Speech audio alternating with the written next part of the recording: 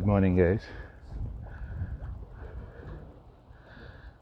It's another beautiful Sunday morning on the north coast of Jamaica.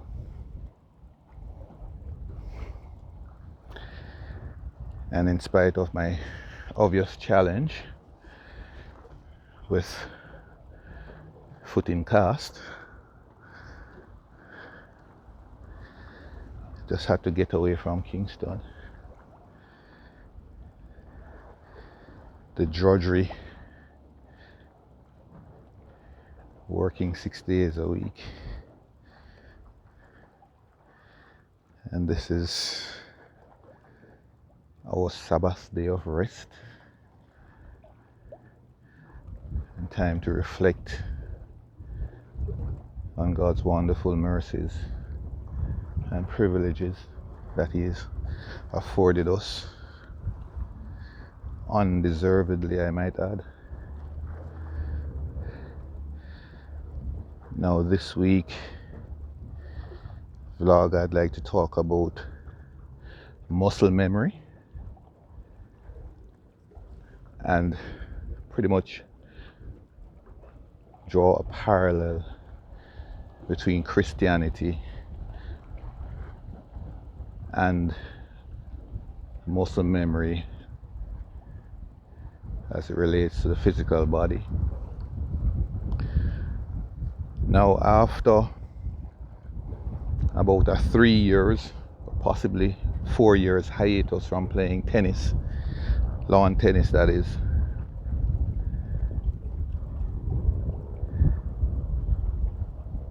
two weeks ago, I decided to book a court at my club in Kingston, Ligony Club, and was playing tennis with one of my old-time tennis partners, much younger man than myself. He's actually a physiotherapist in the prime of his youth. Now, I've told you that I'm 56 years old, so of course, because I believe that my body is well conditioned, I work out 6 days a week, and I warmed up, and my conscious mind knew that I should be playing conservatively.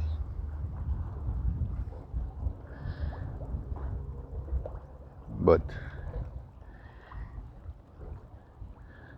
muscle memory and your subconscious mind oftentimes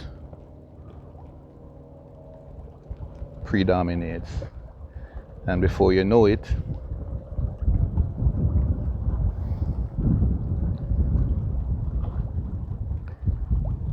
my right Achilles tendon was severely impaired, as I've explained to people, that my mind was writing checks that my body couldn't cash. I'm casually playing and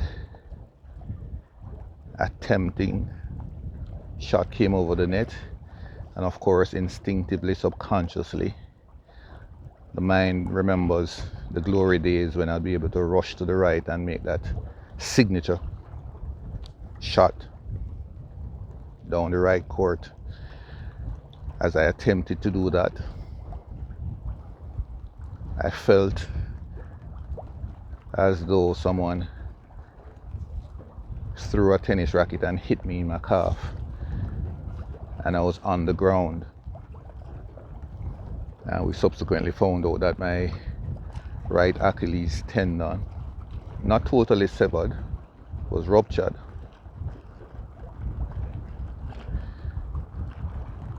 Now, for 2 weeks, I limped along with it slightly swollen, but at nights I treat it and in the morning it will be normal.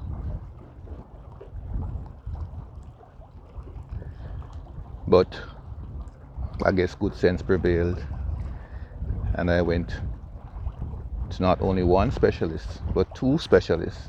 I got a first opinion and then I got a second opinion. The second opinion referred me to have an MRI done, and that showed where I confirmed what the first specialist said, that there was a rupture. But of course the MRI was very specific, and at that point my option was to operate and be in this cast for 6 weeks, or not to operate and be in it for 9 weeks. Of course I've opted not to operate, and I'll be in the cast for 9 weeks. So I'll be around on crutches for the next 9 weeks. Now,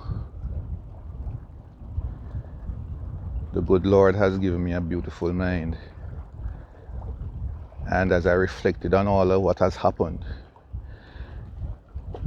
I am seeing a parallel that, if you'll indulge me, I'll explain,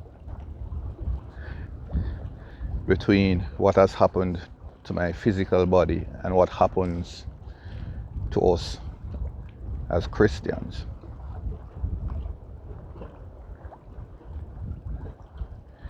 There's this notion that by becoming a Christian, which is all you have to do is accept Jesus Christ as Lord and Savior, then thereafter life will be grand. All things will be great. And that's the fallacy that most Christians promulgate and fake. And I think this has done a disservice to Christianity. Because whereas when you become a Christian, spiritually, your soul is saved and you have an irrevocable salvation from God to be with Him in eternity, wherever that eternity is, as He sees fit. Now, there are different faiths that has ideas about what happens in the afterlife, but I'm not here to debate that, and I actually think that's absolutely irrelevant. The bottom line is, spiritually, once you've accepted Jesus Christ as Lord and Savior, you're saved.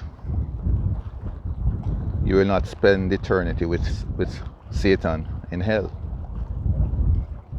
However,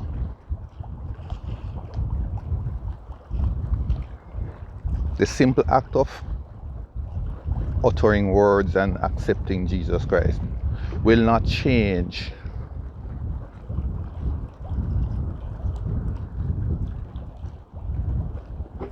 the effects of past physical and emotional trauma if left untreated.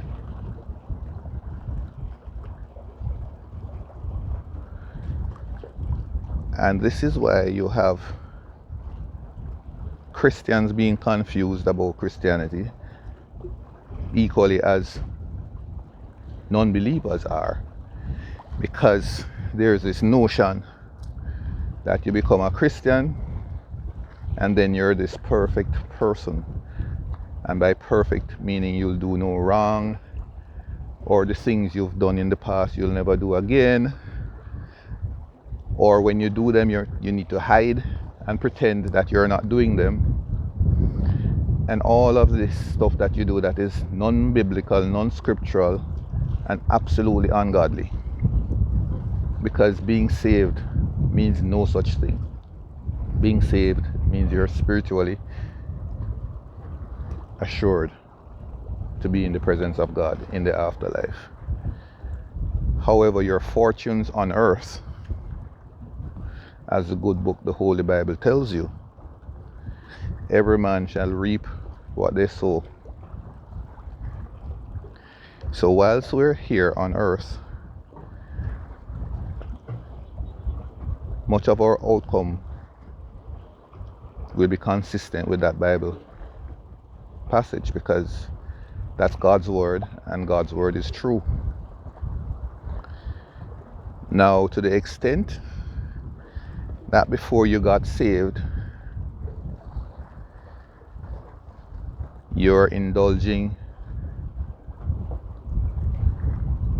in whatever it is that you're comfortable doing, which was antithetical to kingdom principles as per Holy Bible teachings.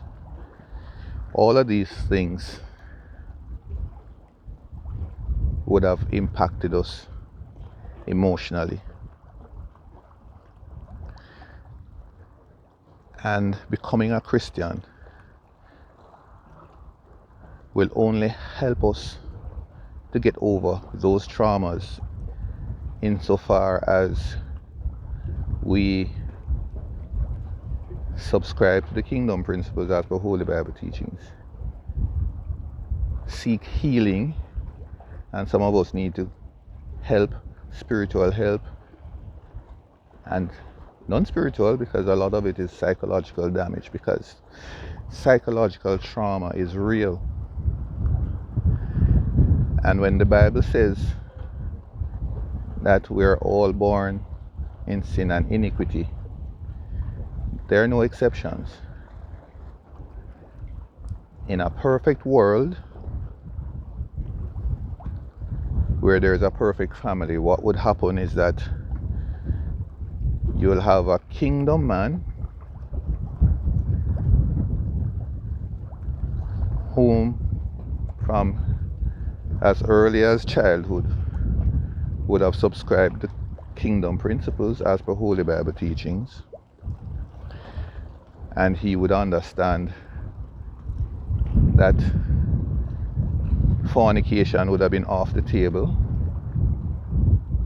You'd understand that sex is the exclusive privilege for marriage,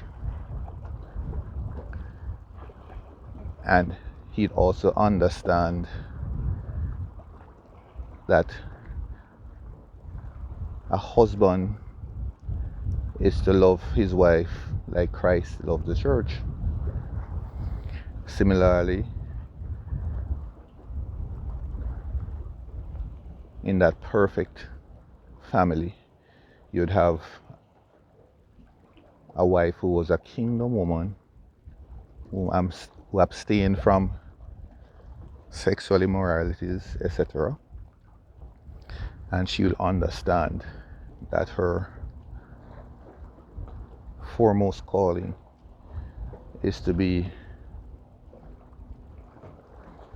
a kingdom wife who is submissive to her own husband. Now, when you have a kingdom husband and a kingdom wife coming together and having children, then naturally these children will be raised according to kingdom principles as per Holy Bible teachings, and they will replicate the kingdom principles that they were taught and they would have seen modeled in their household. And this is how we would establish kingdom families on earth. Now, I will go out on a limb and say that there were absolutely no kingdom families. There are none. No matter how wonderful we see couples looking, they're not kingdom couples for the most part, because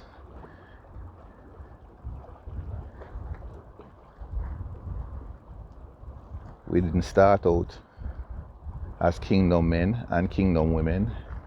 Most of us had sex out of wedlock. And when you have sex out of wedlock, you would have contracted STDs. And we're not talking about sexually transmitted diseases. We're talking about sexually transmitted demons. Because sex is God's way of consummating a man and a woman to become one. So essentially, every person that you've had sex with, spiritually, you became one. There's a bond with these people. So the more sexual partners you've had, the more sex you've had out of wedlock, there's a direct correlation between the numbers of sexual partners you've had and the amount of sexually transmitted demons you would have contracted. Now, most of us, or all of us, the behaviors that were first manifested in the spiritual realm. So can you imagine the spiritual turmoil that many of us are under? Particularly those persons who have not accepted Jesus Christ as Lord and Savior, to have that salvation in the spiritual realm. Because as I've said before, what happens in the spiritual realm manifests in the natural. So a lot of what we see happening here, anger issues, all the issues that we're having, stems from emotional trauma from our childhood. The spiritual demons that we picked up from our want and indulgence of sex out of wedlock. So I think we're not understanding the price we pay spiritually and emotionally for that high we get from physical sexual intercourse outside of the context of wedlock. And when you're married, outside of the context of you being a kingdom man and your wife being a kingdom woman. Now, when you think about the combination and permutation of demonic forces that are on each and every one of us, predating our birth, because it started in the lives of our parents and their parents, our foreparents. A lot of the demons that we face today began long before we were born. So when those of us who are wise and fortunate enough to have accepted Jesus Christ as Lord and Savior, that's just the beginning of what has to happen for you to become a kingdom man and a kingdom woman. Because if all of us, whether or not we're born within the context of wedlock, or we're bastards being born outside of marriage, we all have traumas, emotional and spiritual traumas, long before we started to add on top of what we were born with. So when you become a Christian, that's when your work begins. You have to be constantly staying close to the Creator God. You have to be in the scriptures. You cannot be a Christian. You cannot have spiritual healing. You can't have emotional traumas healed in your own strength. And certainly not by doing the things that the world tells you to do. Because let us be clear, the world is antithetical to kingdom principles. What the world says, the things of the world. It's safe to assume that the more successful you are in the things of this world, the more ungodly you're likely to be.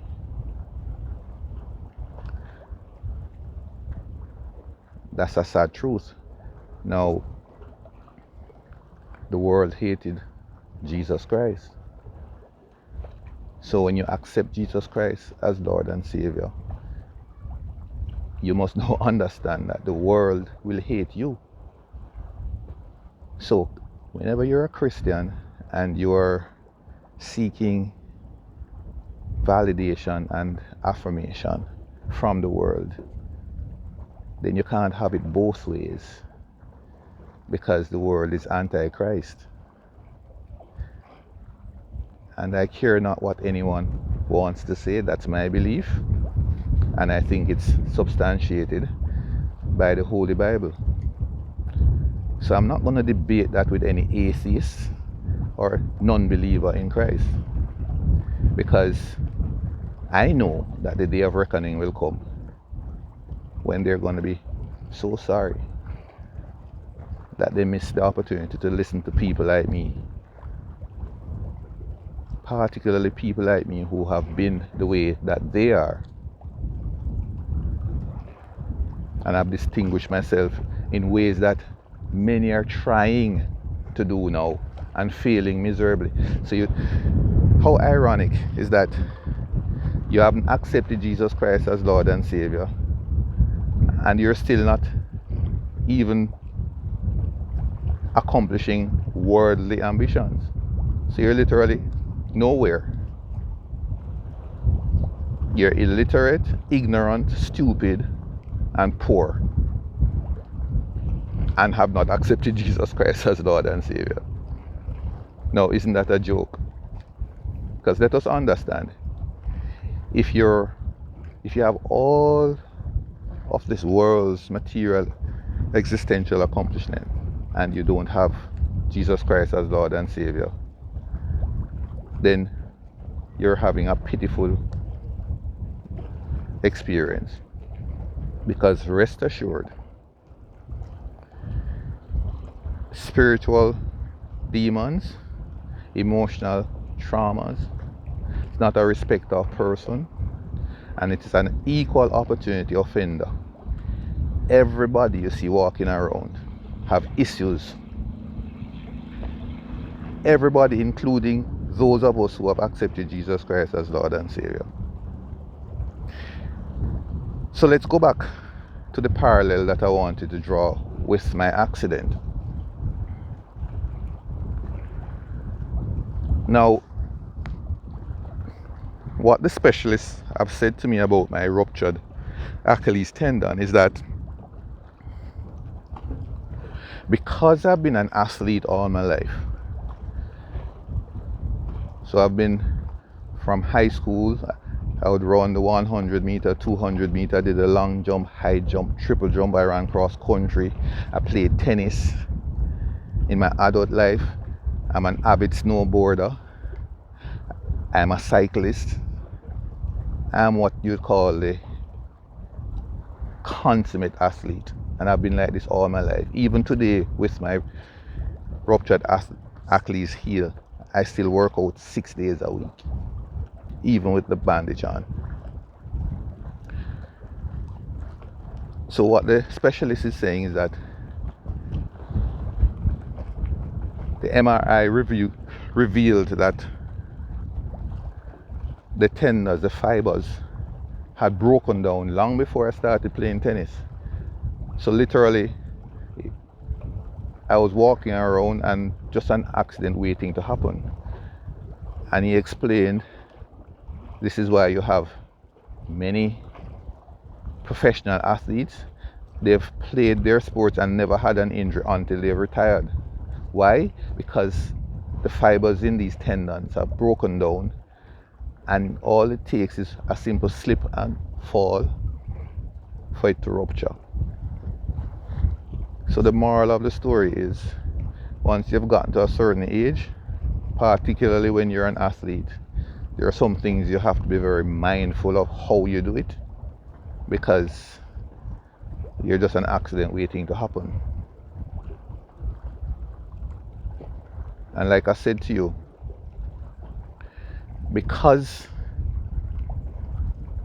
of my athletic prowess, my mind and my muscle memory never goes away.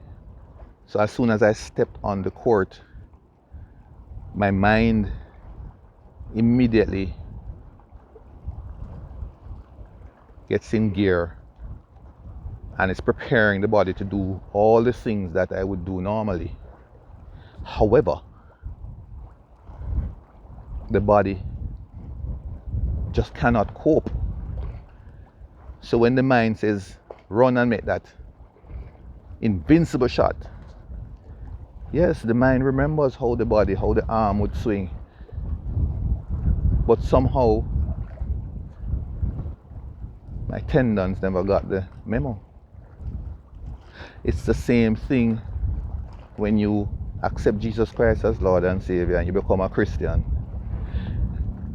That does not change the repercussions for all the things that you've done leading up to your salvation.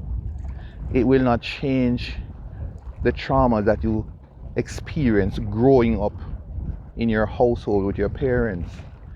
Because trust me when I say to you, none of us had perfect parents, absolutely none, whether or not they were single parents or married.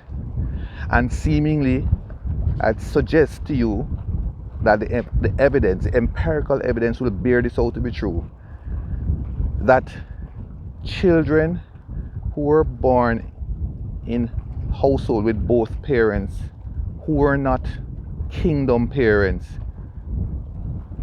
oftentimes are worse off than those that grew up with single parents, namely single mothers.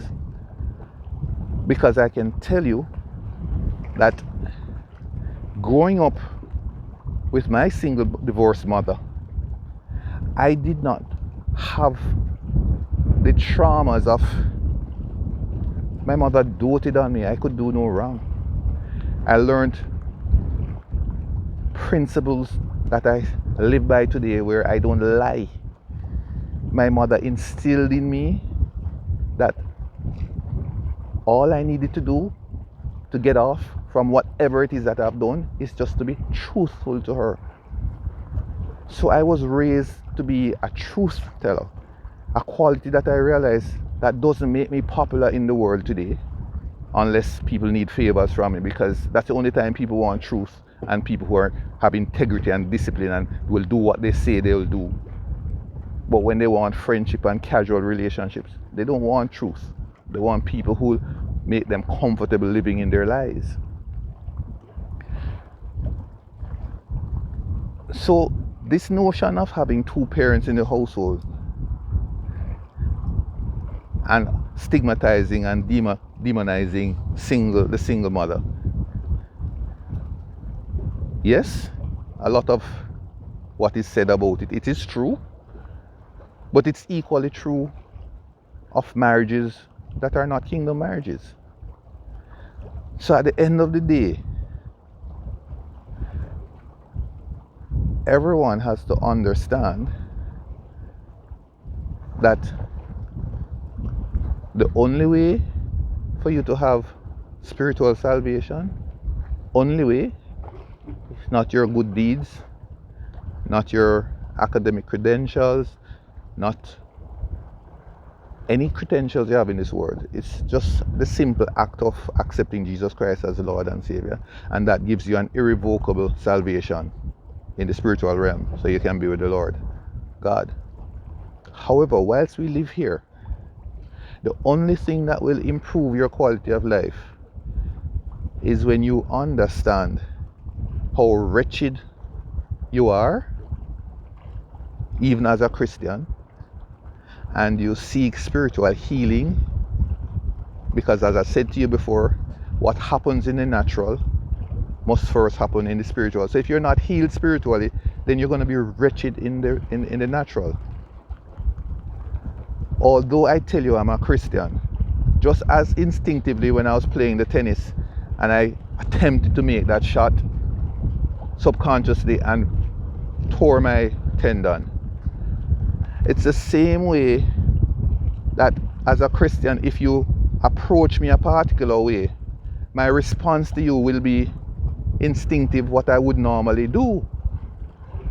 So if I would slap you before I was a Christian, but for the grace of God, if you speak to me a particular way that I find offensive, if you approach me in ways I find offensive, I will still slap you and pay for it afterwards. And it's not that I want to do it. The point I'm trying to make is that whatever would have made me slap you before I become a Christian will still be there until I'm healed. And for me to be healed, it means that I have to be in the Word of God.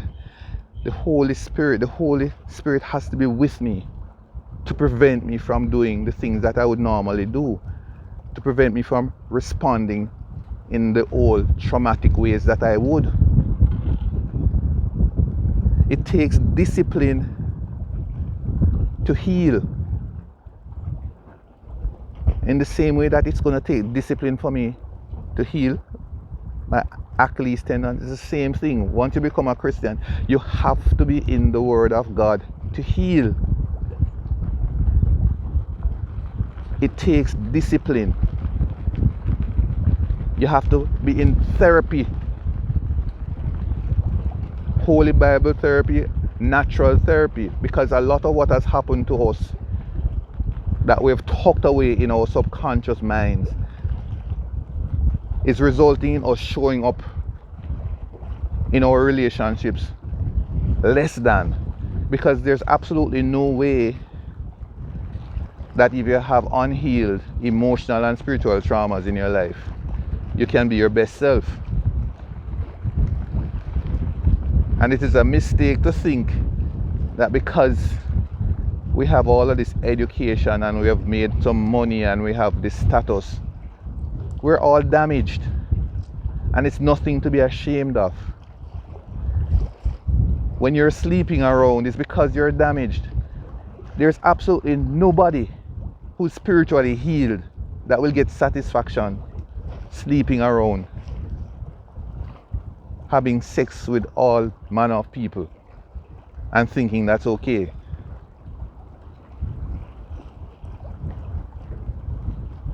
And there's absolutely nothing that I'm saying this morning that is intended to cause you shame, because there's no condemnation from Jesus Christ. Once you're saved, there are no condemnation. People may condemn you, because rest assured that we're living in a world filled with insecure people, and you'd be amazed at the people who are the most insecure. The most insecure are the people who have the most things, the most status. Because if you drill down into why they're so motivated, it's because of their insecurities. They need things for validation. They need jobs and status, and they need all kinds of things. When in truth and in fact, the only thing you need is to be affirmed by Jesus Christ. Now, once you're affirmed by Jesus Christ, then whatever else you want in the world, you go work for it. Because trust me, Jesus Christ not sending it come and give you. That's another fallacy about Christianity. There's this notion that you become Christian and then you get the Mercedes-Benz and the Porsche and the Rolls-Royce. No, it doesn't work like that. If you don't have the discipline to read your Bible, chances are you won't have the discipline to be excellent at whatever vocation you've chosen in life, or whatever vocation has chosen you. Because there are many people who really and truly it's their vocation that has chosen them, because they're so damn lazy. They didn't sit out and say, let me work towards this and get there. No. They just happen to be there. You'll be amazed at how many doctors are just doctors because they had passed a few exams and they were told to go to med school. There are lawyers because they passed a few exams and they say you must go to law school. So there are lawyers who didn't want to do law. There are judges who don't want to be on the bench. All the vocations just happened, and we get caught up in Satan's world trying to get validation from these vocations. And there's nobody telling us that we're spiritually and emotionally damaged and we need Jesus Christ. So what we do is we allow Satan to play games with us 24/7, 365 days of the year. So, in closing this morning, I'm going to suggest to you that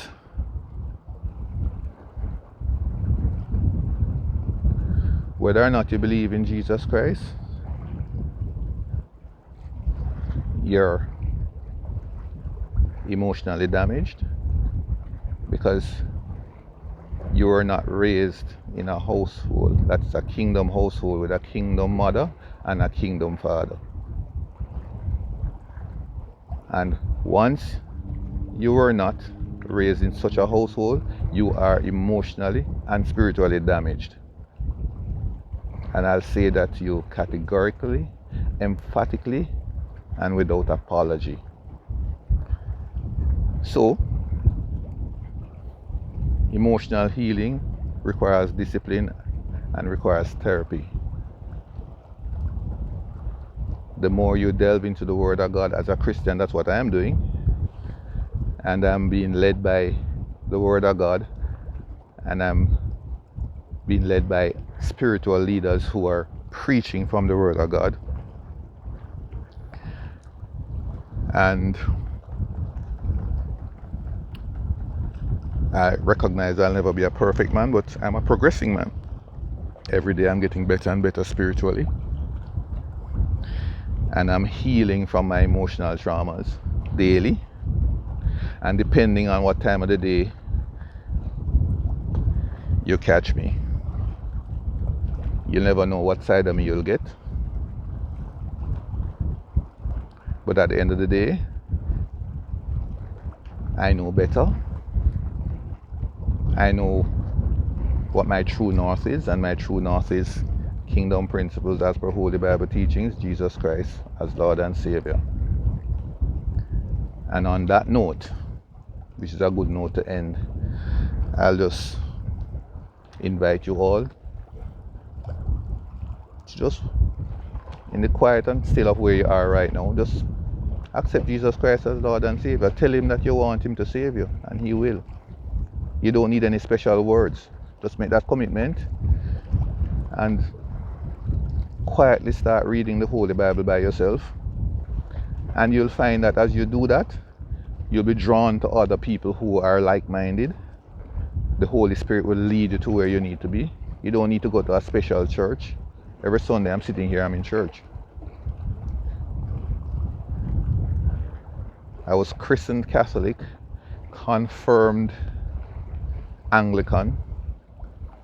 I currently attend, I don't even know what the church is, what denomination. What I'm saying to you, Christianity is not denomination. It's about Jesus Christ. He's the star of the show. So anybody who's preaching Jesus Christ and Holy Bible teachings, that's where you need to find yourself. So have a blessed Sunday and a blessed week. Obviously can't swim, but I'm going to enjoy the beach. Have a glass of wine with my wife and take my time and drive back to Kingston.